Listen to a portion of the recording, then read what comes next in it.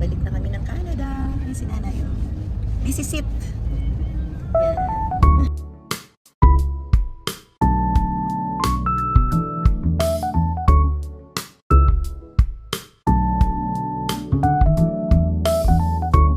Canada guys, punta na kami ng airport. Thank you for watching all my videos here in Philippines.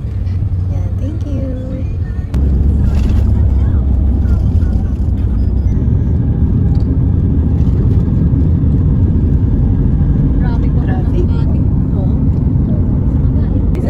Pilipinas talaga, no? Araw-araw na yun. Oh, pabagyo sila, oh.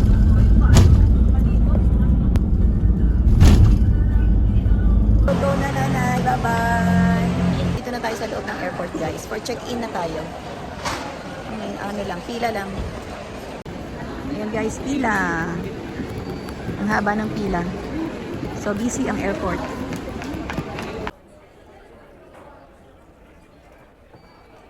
Ayan, boarding na tayo. Ayan, boarding na tayo, guys. Pasok na tayo sa ating airplane. Going to Taipei. Ayan, we're here. Dito na kami sa airplane. Ayan, dito na kami, guys. Going to Taipei.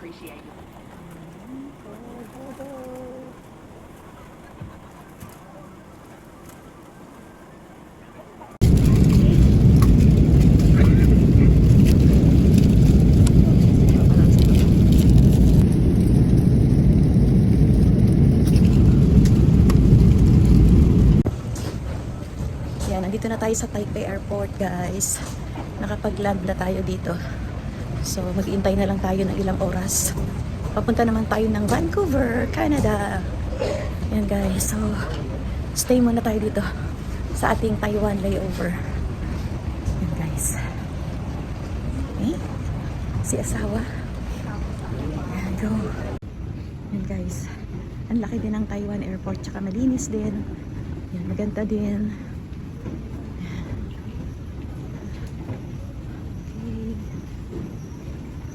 Ngayon, 3:15 kami bali nag-land.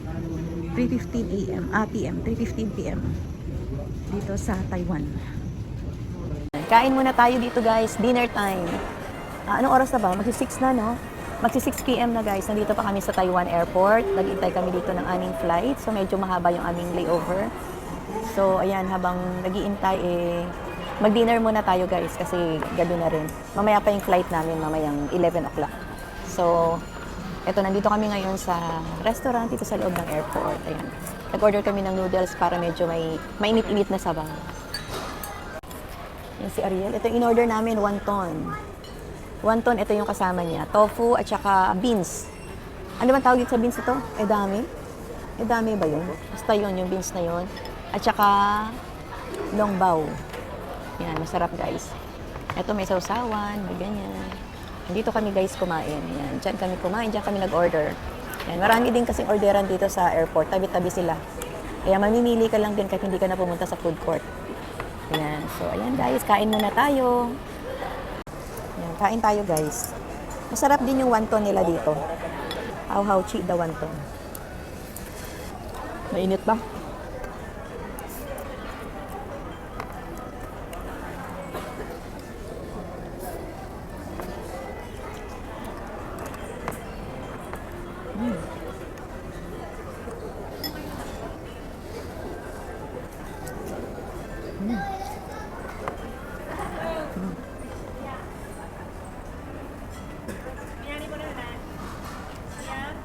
Kain tayo, guys. Tikman natin yung longbao nila. So, guys, oh.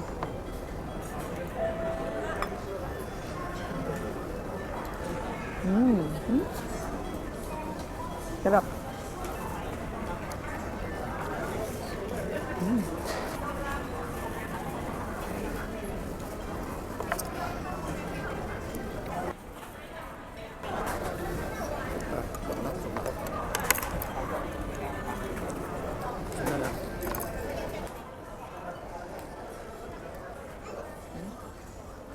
Mahal ang? Ito. Ah.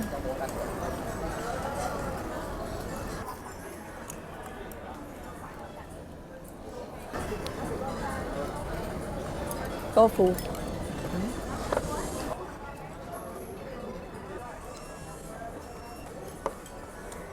Thank you guys. Ayun guys, nabusog naman kami guys doon sa restaurant na kinain namin. Nag-share pa kami doon sa isang bowl na malaki ng ng noodles. Kasi hindi ko siya kayang ubusin. At maraming masyadong malaking order. Nag-share na lang kami ng asawa ko. At saka nag-order kami ng isang xiaolongbao. Ayun, kung tama ba yun guys. 7 pieces guys. Tapos may mga kasama kasi siyang mga sides na tofu. Parang 4 na piraso yata o 3 pirasong tofu. At saka yung beans. Edamame beans ba yun guys? Correct me if I'm wrong kung tama, edamame beans. Kaya nakakabusog. Ayun, so yan, maglakad-lakad muna kami dito sa airport habang nagpapababa ng kinain kasi meron pa kaming 5 hours na natitira. Ayan guys, at medyo mahaba-haba ang aming layover dito sa Taipei, Taiwan. Ayan guys. Kaya kapag ka nag-layover din kayo dito sa Taiwan guys, hindi naman kayo mahihirapan na maghanap ng mga kakainan kasi maraming restaurant dito sa mga tabi-tabi. Bukod sa kanilang food court, meron din silang food court. Kaya lang din na kami nagpunta sa food court. Lakad-lakad muna tayo guys ha, magpababa tayo ng ating kinain bago tayo bumalik doon sa ating boarding gate. At doon na tayo mag-iintay. Kapag may chance na antukin matulog muna. Ang daming pasahero ngayon. We're now in Vancouver Airport guys. We're here from Taipei going to Vancouver. Ay, from Taipei. Nasa Vancouver na tayo. One more guys. Apunta na tayo ng Edmonton. Thank you Lord. Thank you. I-check natin guys kung need pa ba nating i-transfer ang ating baggage doon sa ating lilipatan na plane, yung Air Canada. Ayun ang plane natin, Eva Air. So, sabi ang instruction sa atin sa Pinas is papunta ulit tayo dito sa baggage para i-transfer sa Air Canada yung ating mga baggages. So, let's see guys kung ganun nga, pupunta muna tayo dun sa baggage counter. Daming tao. Yan, maayos naman yung flight namin guys. Okay naman yung flight namin, though may mga bumpy, may mga turbulence. Dahil safe naman ang ating biyahe. Yan guys, at masarap naman yung food na sinerve sa atin sa plane. Yan. Okay naman lahat. Happy tummy naman kami. And we're happy. Nakatulog din ako sa plane while nasa ere. At least kahit pa paano may power. Hindi ka pares dati na talagang as in hindi ako makatulog. So at least now I'm happy dahil nakatulog tayo guys sa biyahe. Ayan, Vancouver. We're here. So bababa pa tayo. Ang ganda naman dito to sa Vancouver Airport guys. So hanapin natin yung baggage counter or check-in area natin going to Edmonton. Punta tayo sa ating connecting flight. Yan guys, nandito na tayo sa baggages, sa conveyor. Inaantay natin yung ating mga baggages para i-transfer sa Air Canada. Yan guys, so we're just waiting sa ating mga baggages guys, and then need natin i-transfer ng ibang plane kasi ngayon Eva Air tayo. So papunta ng Edmonton is Air Canada. So ayan, let's wait. Tapos na kami guys sa aming check-in process para sa aming connecting flight. Na-transfer na rin namin yung aming mga baggages sa Air Canada from Eva Air. So ayan, may 2 hours layover kami dito sa sa Vancouver guys, going to Edmonton. Dito na tayo sa ating boarding gate. Tapos na yung ating vacation, yung ating 1-month vacation guys. Nakaraos din yung ating bakasyon ng 1 buwan sa Pinas. Ayan, thank you at tayo nag-enjoy naman sa ating bakasyon. Ayan, marami naman tayong nagawa. Nagawa naman natin yung mga yung mga assignments natin na dapat gagawin sa Pilipinas. Though hindi siya perfectly na-accomplished guys kasi syempre kulang sa oras at saka may mga bagay na dapat nating i-consider. So kaya hindi rin siya totally na-accomplish lahat. Pero halos lahat naman guys, nagawa ko. Nakapag-swimming sa dagat. Yun, isa yun sa mga gusto kong gawin, na makapag-swimming sa dagat, makapasyal. Marami din kaming napasyalan guys kasi nagkataon din na may service din kami na nagamit. So ayun, naging easy para sa amin yung pagta-travel, yun, pagpapasyal kung saan-saan. So ayun, naging supportive din yung mga family, yung friends. Kaya ayun, naging happy din ang mga family bonding guys. At saka ayun, nakain din naman natin yung mga gusto nating nakain na hindi natin nakakain dito sa Canada. Yan guys, yung iba lang na hindi natin napuntahan talaga yung Fusion Alley, hindi tayo nakapag-ikot, nadaanan lang natin kasi nung time na pumunta tayo doon ay walang parkingan. So hindi tayo nakahanap ng parking at gabi na rin kasi kaya parang napagod na rin yung ating kasama. Yung kapatid ko na nagda-drive ng kanyang sasakyan napagod na rin, naubos na rin yung pasensya niya dahil doon pa lang sa Binondo nahirapan na kami mag-park. So nung time na papunta na kami ng Fusion, hindi na kami nakapagtiyaga pang maghanap at mag-ikot para sa parking. So, hindi namin nagawa yung Fusion Alley. So, hindi kami nakapag-food tripping doon. Nakapag-spend ako doon ng aking birthday. At saka, birthday din ni mother. So, ayan guys. Kaya, happy din. Happy din. At saka, yun nga, nagawa ko yung dapat kong asikasuhin doon sa bahay namin. Nagawa ko yung mga dapat kong ayusin. Ayan guys, so antayin na lang natin yung next step para doon sa ating mga plans ahead. Yun guys, so pero nakapunta kami ng Baclaran at marami pa kaming ibang napuntahan. Yan guys, nandiyan naman sa mga vlogs ko guys, kaya nakapaglumban kami, ayun. Marami ding activities guys, nakapunta kami sa SVD Farm sa Tagaytay, nakapunta kami sa Santis Farm sa Pililla Rizal, sa Tanay, sa Taytay guys, hindi lang kami na masyadong nakapag-ikot doon para makapamili kasi ginahol na rin kami ng oras. Kung tutuusin mo parang ang haba pa ng oras mo pag inisip mo yung 1 month, pero kapag lumalaon guys, parang kulang pa rin yung oras mo, parang bitin ka pa rin dahil sa dami ng gusto mong puntahan. But anyways, everything is successful naman. Kahit na medyo nagkasakit yung asawa ko dahil sinumpong siya ng asthma. Na-check-in siya sa hospital for 1 night, okay naman. So, thank you for watching all my videos. Please don't forget to like, share, and subscribe my channel. Guys, sana mag-grow din yung channel natin at lagi tayo makapag-upload ng mga simple vlogs na magiging good vibes sa ating mga viewers. Ayan. Thank you so much once again, guys. Thank you. Edmonton na tayo, guys.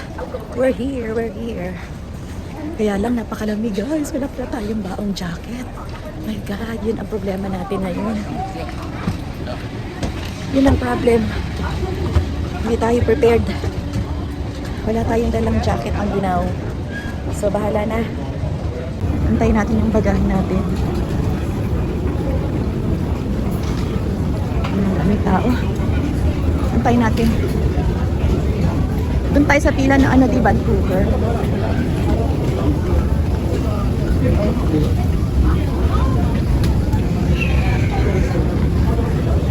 Vancouver. Yan. Try tayo ng ating good morning. Nandito na tayo sa Canada. So ngayon kagigising lang natin guys. Ngayon ay 1:30 PM dito sa Canada guys. So ayan, medyo may jet lag pa tayo dahil kagabi anong oras na tayong natulog? Mga 3 yata or 4 AM natulog guys. Pero dumating tayo ng Edmonton kagabi mga 11:30 PM. 11:30 PM tayo nakarating ng Edmonton. Kaya lang nakalabas tayo mga 12 na kasi ang tagal pa ng dumating yung lumabas yung ating bagahe. So nag-intay pa din tayo. Tapos nag-intay tayo ng Uber kasi hindi na tayo guys nagpasundo doon sa aking anak kasi medyo na rin yung gabi na, masyado ng gabi at saka medyo madulas yung daan kaya hindi ko na rin siya pinasundo dito sa airport kaya nagpa-Uber na lang kami. So tinawagan na lang niya kami ng Uber para yun ang magsusundo sa amin dun sa airport. So ayan guys, ngayon medyo nag-a-adjust uli yung ating body clock dito sa oras dito sa Canada at ngayon ay Webes dito. So ayan, nag-a-adjust ulit tayo dahil isang buwan din tayong nagpunta ng Pilipinas, isang buwan din tayo doon kaya nag-a-adjust ulit yung ating body system, body clock dito sa Canada. So maganda yung weather natin today guys. Ayan, pakita ko sa inyo ang weather natin ngayon. Yan. Maganda ang sikat ni Haring Araw ngayon guys. Malamig pa rin pero maganda, maliwanag ang ating kapaligiran ngayon guys. Ayan, maganda. Nagsi-shovel guys yung ating yung ating condo dito. So ayan guys, inaayos gabundok ang mga snow guys. Ayan kung nakikita po ninyo, gabundok ang mga snow. So nag-aayos sila, naglilinis. Ayan po. Ayan po ang ating ganap today. Ayan, nagsi-shovel para maayos ang ating kapaligiran. Hindi siya ma-snow. So dapat pala matanggal yung sasakyan sa baba para ma-shovel yung ating Ayan guys, so kasi nag-aayos siya, ayan Ayan, so ayan, gabundok ang mga snow guys.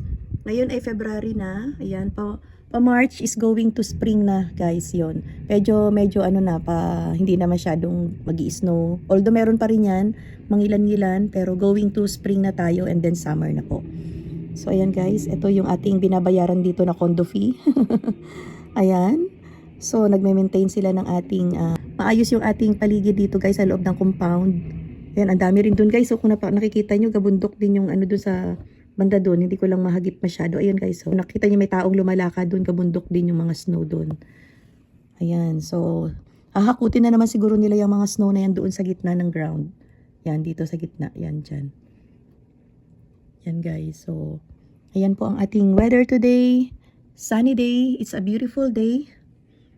Yan guys, ilang panahon na lang spring going to summer. Ayan, yay guys, magkakaroon na naman tayo ng magandang weather. Ayan. Ayan guys, so back to normal na naman ang life natin dito sa Canada. Tayo ay wala na sa Pilipinas. Yan, that's life here in Canada guys. Part na ng buhay natin itong mga snow na to at ang lamig. Ayan, kaya sana kung papala rin tayo guys ay palagi na tayong makauwi ng Pilipinas, makapagbakasyon kapag winter dito, makapagbakasyon tayo ng Pilipinas, doon tayo sa Pilipinas habang winter dito. Mga ganun ba guys? So ang sarap lang ng ganun, 'di ba? Kasi syempre iba na rin yung ating ngayon Syempre nagkakaedad na, hindi na masyadong ganun ka sa weather. Kumbaga parang matagal na tayo dito sa Canada pero hindi pa rin tayo ma-use dahil talaga namang sobrang lamig talaga guys. So kailangan talagang maging maging matibay dito sa lamig dito sa Canada. Kaya kung may pagkakataon lang guys na makauwi tayo ng Pilipinas kapag winter, yung mas maganda guys, 'di ba? Para at least winter tayo doon. Nandun tayo pag winter dito sa Canada. Ayan, tas balik na naman tayo pag summer, 'di ba? Ang sarap sana ng gano'n, no? Ayan, so ayan, pagkabalik natin, ayun, syempre work ulit, work, and then para meron naman tayong pang gagamitin pag nasa Pilipinas tayo, yun. So ngayon guys, ang goal natin sana ay magkaroon din tayo ng maayos na finances, yung ma-reach natin yung financial freedom natin, na maayos lahat ng mga dapat nating ayusin, ayan. So bago man lang dumating yung ating retirement age na yun, loobin ng Panginoon na maging maayos ang ating mga finances guys, para hindi na tayo masyadong yung problema, 'di ba? Kasi siyempre mahirap din umuwi ng Pilipinas nang wala ka talagang pondo, kasi kailangan mo ring mag-alat ng pondo dito sa Canada para habang nandun ka sa Pilipinas, medyo may peace of mind ka, kasi habang nandun ka, tuloy-tuloy pa rin yung mga bills, 'di ba? Na kumakaltas yung mga car insurance, auto insurance, kuryente mo, tubig mo dito, mga cellphones mo, internet. So, iba mo pang binabayaran, guys. May mga life insurance and everything pa, kung ano-ano. So, maraming bayarin dito, guys, sa Canada. Kaya, kailangan pag uuwi ka talaga, kailangan meron kang nakaalat na pondo. Or else, syempre, hindi ka medyo panatag kasi mag-iisip ka paano na kaya yung kakalta sa account ko na mga bills, ganyan-ganyan. So, dapat talaga may pondong nakalaan. Especially kung matagal ka sa Pilipinas. Kung ano yung mabuti, di ba? Kung ano yung gino-goal natin, ma-reach natin yun. Yun ang hinihiling natin ngayon guys. So, ang pag-uwi naman natin ng Pilipinas hindi lang ngayon para magbakasyon, although kasama na rin yung kapag may pagkakataon guys na mamasyal, ganun, sinisingit natin yun. Pero ang goal ng pag-uwi natin guys doon sa Pilipinas, itong nakaraan is meron tayong inaasikaso doon na dapat asikasuhin na importanteng bagay guys. So nandun na sa process, pero still waiting pa rin ang progress. Ayun guys. Thank you sa inyong panonood sa aking mini vlog guys. Simple Life ni Simply Nancy. Ayan, sana ay mag-subscribe din po kayo sa aking channel para lumago din po yung channel natin. Makapagbigay din tayo ng konting kasiyahan sa inyo guys sa panonood nyo sa aking video na isi-share ko po sa inyo. Ayan. Nandun pa rin yung pakiramdam na nasa Pilipinas ka. Alam mo yun guys, yung parang nagre-reminiscent ka pa rin na ganun ang gagawin ko today, pupunta ako sa ganito, ganyan, ganyan, ganyan. So ngayon hindi na, nandito na ako talaga sa Canada, it's reality na talaga guys. So move forward na tayo. Ngayon ang goal natin is to start again na magtrabaho, trabaho. Set natin yung ating mind doon para makapag-focus tayo sa bagong ano na naman natin, panimula galing pagbalik ng Canada. Ayan guys. So, ayan. So, let's go. Ayan mga kasimple. Thank you again for watching my channel. And please always take care. And God bless everyone. Thank you very much. Bye everyone. Thank you for watching. Ingat! Ingat! Oo!